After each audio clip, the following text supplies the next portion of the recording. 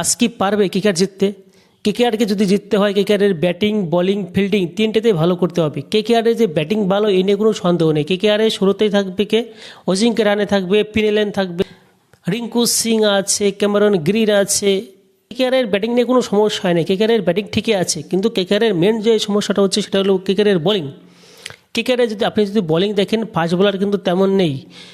মুম্বাইয়ের যেমন জাসপ্রীত বুমরা আছে, একাই কিন্তু কাঁপিয়ে দেবে ফাস্ট বোলিংয়ে, কিন্তু কেকেআরে কিন্তু ওই ধরনের কোনো বোলিংই নেই ফাস্ট বোলিং। তো কেকেআরের ফাস্ট বোলিং কিন্তু তেমন দাগ কাটতে পারছে না।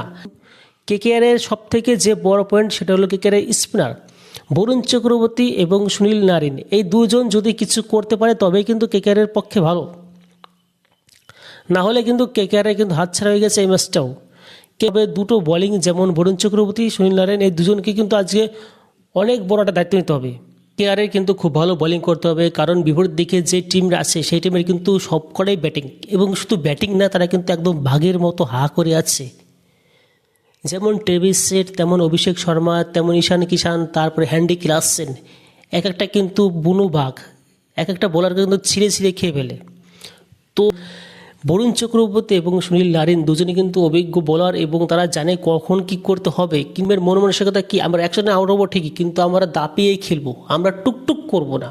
কিছু কিছু টিম আছে তারা টুকটুক করে, তারা টুকটুক করবে না, তারা দাপিয়েই খেলবে, এবং দাপিয়েই খেলতে জানে। তারা 100 রান আউট হবে ঠিক আছে, কিন্তু তারা 400 রান টার্গেট নিয়েই খেলে, যে আমাদের আপকি বার 400 পার, 400 পারের টার্গেট নিয়ে নামে সবসময় এসআরএইচ।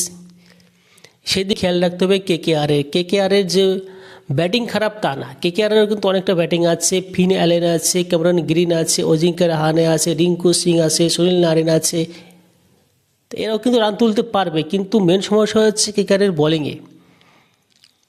বোলিংয়ের উপর নির্ভর করছে আজকের ম্যাচ। যেই টিমটি আজকে ভালো বল করতে পারবে সেই টিমই কিন্তু আজকে